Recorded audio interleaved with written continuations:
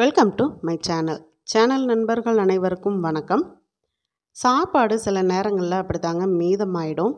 நான் நேற்று சாப்பாடு செஞ்சது மீதமாயிடுச்சு. நைட்டு தண்ணி ஊற்றி வச்சுருந்தேன்.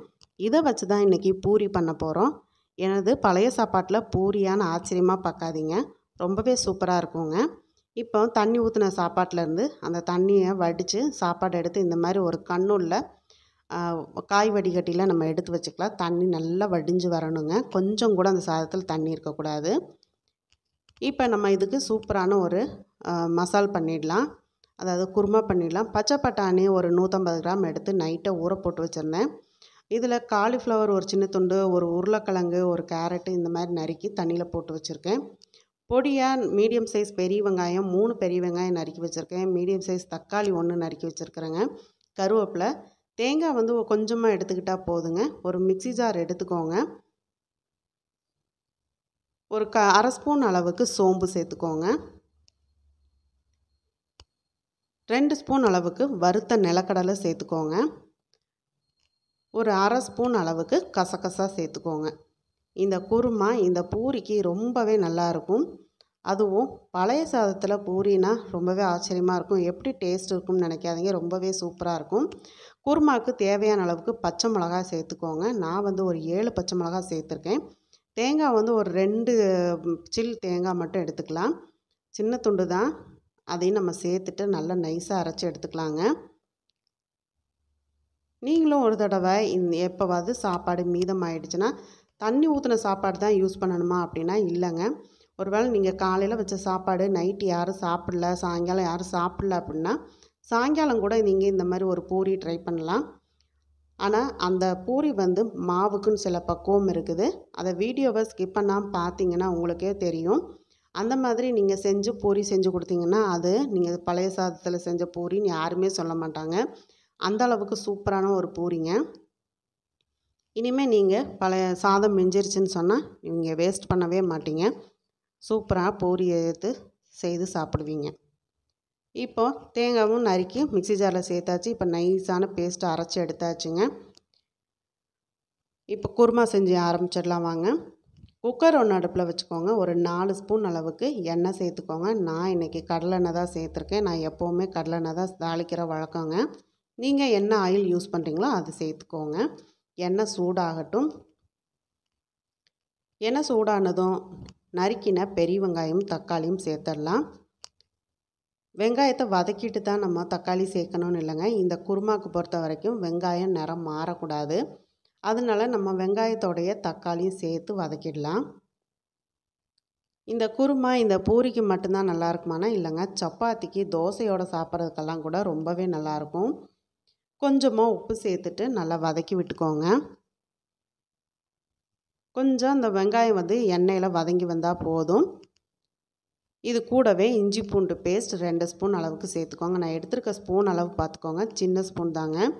அதாவது டீஸ்பூன் சொல்லுவோம் இல்லையா, அதுக்கு தான் 2 ஸ்பூன் சேர்த்துருக்கேன். இஞ்சி பூண்டு பேஸ்ட்டோட ராஸ்மெல் போக வதக்கி விட்டுக்கோங்க. இப்போ லோ ஃப்ளேமில் வச்சுட்டு நைட்டே ஊற வச்ச பச்சை பட்டாணியை சேர்த்துடலாம். நீங்கள் ஃப்ரெஷ்ஷான பச்சை பட்டாணி வச்சுருந்தீங்கன்னா கூட நீங்கள் சேர்த்துக்கலாங்க. நான் காஞ்ச பட்டாணி தான் இருந்ததுனால நைட்டே ஊற வச்சுட்டேன். இப்போ இந்த பச்சை பட்டாணி கூடயே காலிஃப்ளவர், உருளைக்கிழங்கு, கேரட்டு சேர்த்துருக்கேன். பீன்ஸ் இருந்ததுன்னா இது கூட நம்ம பீன்ஸும் கூட சேர்த்துக்கலாம். காயெல்லாம் சேர்த்தாச்சு. காய் சேர்த்துட்டு கொஞ்சம் அப்படியே கிளறி விடலாங்க. 1 ஸ்பூன் மஞ்சத்தூள் சேர்த்துக்கோங்க. மஞ்சத்தூள் சேர்க்குறதுனால லைட் எல்லோ கலரில் இந்த கிரேவி இருக்கும். ரொம்ப நல்லாயிருக்கும், பார்க்குறதுக்கு ஒரு கலர்ஃபுல்லாகவும் இருக்கும்.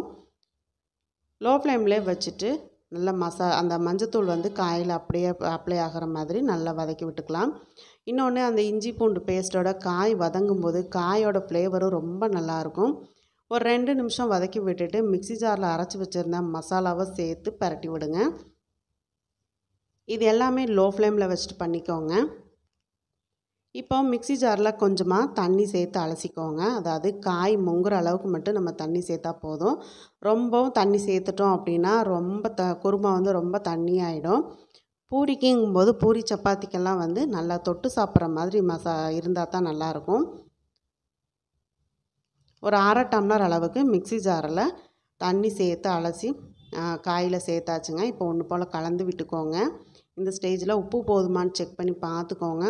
உப்பு பத்தலை அப்படின்னா கொஞ்சமாக உப்பு சேர்த்துக்கோங்க. உப்பு எப்போவுமே கவனமாக சேர்த்துக்கோங்க. நான் ஒரு 1/4 ஸ்பூன் அளவுக்கு உப்பு சேர்த்துட்டு ஒரு 1/4 டம்ளர் அளவுக்கு தண்ணியும் சேர்த்துட்டேன். ஏன்னா காஞ்ச பட்டாணி சேர்த்துருக்கிறதுனால நம்ம கூடுதலாக கொஞ்சம் தண்ணி வச்சுருக்கிறேன். இதுவே நீங்கள் ஃப்ரெஷ் பட்டாணி அப்படின்னா முதல்ல சேர்த்த தண்ணியே கரெக்டாக இருக்குங்க.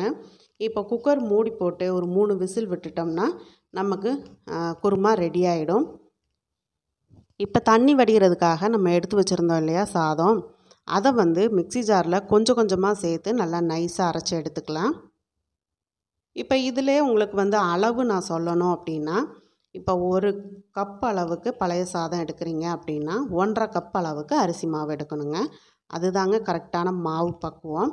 நான் இந்த சாதத்தை எல்லாமே அரைச்சிக்க போகிறேன்.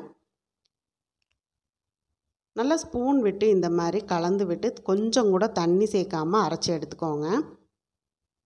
கொஞ்சம் கொஞ்சமாக மிக்ஸி ஜாரில் சேர்த்து அரைச்சிங்க அப்படின்னா நல்லா ஒன்று போல் சாதம் அரைப்பட்டு வரும். நான் பூரிக்கு மாவு பிசைகிற பாத்திரத்தில் இந்த சாப்பாடை நான் இந்த மாதிரி எடுத்துக்கிறேன். நான் ஒரு 3 தடவையாக அந்த சாதத்தை மிக்ஸி ஜாரில் அரைச்சி பாத்திரத்தில் எடுத்துக்கிட்டேங்க.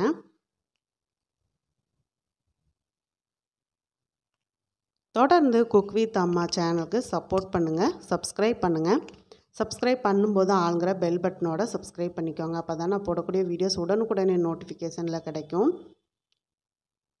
இது வரைக்குமே சப்போர்ட் பண்ணிகிட்ருக்கிற ஃப்ரெண்ட்ஸ் அண்ட் ஃபேமிலிக்கு ரொம்ப ரொம்ப ரொம்ப நன்றிங்க. தொடர்ந்து உங்களோட ஆதரவை எனக்கு கொடுத்துட்டே இருங்க. இப்போ நம்ம சாதத்தை எல்லாம் அரைச்சி எடுத்தாச்சு. கொஞ்சமாக உப்பு சேர்த்துக்கலாம் பூரிக்கு அளவாக. இப்போ நான் அரிசி மாவு எடுத்திருக்கேன். இது நம்ம இடியாப்பத்துக்கெல்லாம் எடுக்கிற அரிசி மாவு தாங்க. நான் ரேஷனில் பச்சரிசி வாங்கி கழுவி வெயிலில் காய வச்சு இடியாப்பத்துக்குன்னு மாவு அரைச்சி வச்சுருக்கேன். நீங்கள் கடையில் வாங்குறதா இருந்தால் இடியாப்ப மாவுன்னு கூட சொல்லி வாங்கிக்கோங்க. நான் கொஞ்சம் கொஞ்சமாக மாவை சேர்த்து மாவை பிசைஞ்சுக்கிறேன். முதல்ல 2 கரண்டி மாவு சேர்த்துருக்குறேங்க. ஒன்று போல் கலந்து விட்டுட்டு நம்ம கையில் பிசையும் போதுவே நமக்கு தெரியும் அதோட பக்குவம் என்னென்னு. நான் சொன்ன மாதிரி நீங்கள் 1 கப் அளவுக்கு பழைய சாதம் அரைச்சி எடுக்கிறீங்கன்னா 1.5 கப் அளவுக்கு அரிசி மாவு சேர்த்துக்கோங்க. அந்த 1.5 கப்பு மாவுமே ஒட்டுக்காக சேர்த்துறாமல் கொஞ்சம் கொஞ்சமாக சேர்த்து இந்த மாதிரி கிளறி விட்டுக்கோங்க. இன்னொன்று, பழைய சாதம் அதிகமாக நீங்கள் சேர்த்துட்டிங்க, அரிசி மாவு கம்மியாக சேர்த்திங்கன்னா உங்களுக்கு பூரி வராதுங்க. கையில் அப்படியே ஒட்டிக்கும். பூரியுமே ரொம்ப எண்ணெய் குடிக்கும், உங்களுக்கு தேய்க்கிறதுக்கும் வராது. நான் மொத்தமாக 5 கரண்டி மாவு நான் சேர்த்தேங்க. கரெக்டாக இருந்துச்சு. நான் ஏன் கொஞ்சம் கொஞ்சமாக மாவை சேர்த்துக்க சொன்னேன் அப்படின்னா, ஒன்று போல் நமக்கு மாவு பிசைகிறதுக்கு ஈஸியாக இருக்கும்.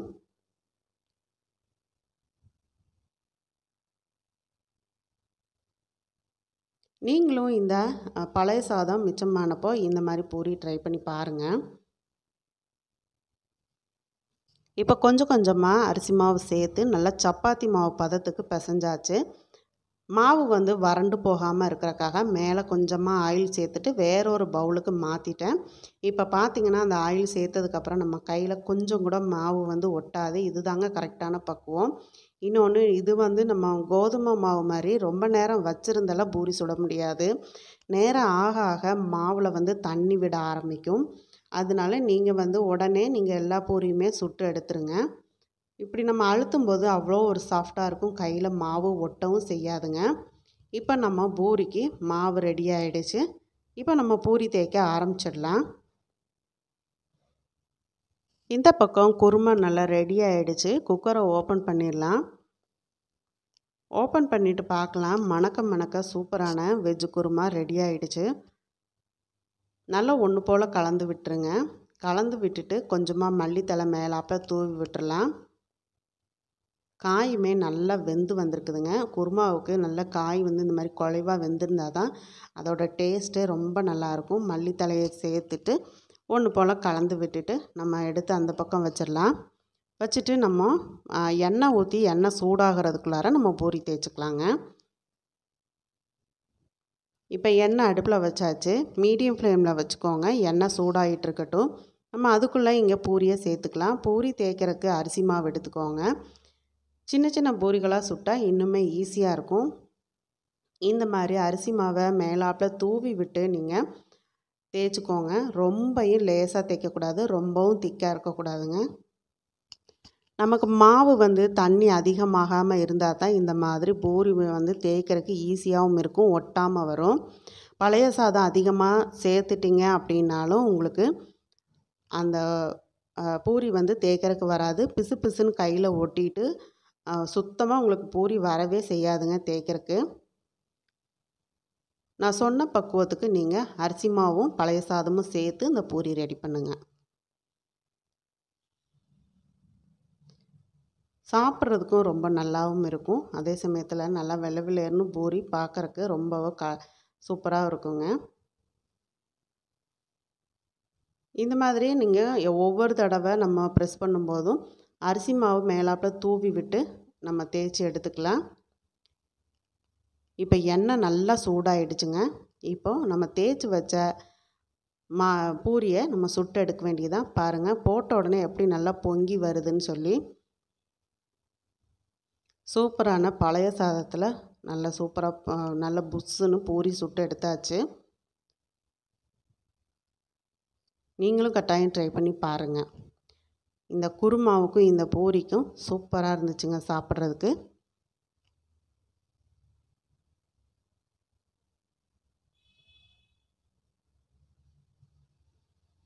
டேஸ்ட்டு வித்தியாசமாகவும் இருந்துச்சு. இப்போ பூரியும் ரெடி ஆகிடுச்சு. கூடவே குருமா வச்சு சர்வ் பண்ண வேண்டியதுதான். உங்களுக்கு இந்த வீடியோ பிடிச்சிருந்துன்னா லைக் பண்ணுங்கள், நண்பர்களுக்கு ஷேர் பண்ணுங்கள். மறக்காமல் நம்ம சேனலை சப்போர்ட் பண்ணி சப்ஸ்கிரைப் பண்ணுங்கள். சப்ஸ்கிரைப் பண்ணும்போது ஆளுங்கிற பெல் பட்டனோட சப்ஸ்கிரைப் பண்ணிக்கோங்க. அப்போ தான் நான் போடக்கூடிய வீடியோஸ் எல்லாம் உடனுக்குடனே நோட்டிஃபிகேஷனில் கிடைக்கும். என்னோடய ஃபேஸ்புக் பேஜை ஃபாலோ பண்ண மறக்காதீங்க. இன்ஸ்டா பேஜும் ஃபாலோ பண்ண மறக்காதீங்க. அதோட லிங்க்கை நான் கீழே டிஸ்கிரிப்ஷன் பாக்ஸில் கொடுக்குறேன். மீண்டும் அடுத்த ஒரு ரெசிபியில் சந்திக்கிறேன். நன்றி, வணக்கம்.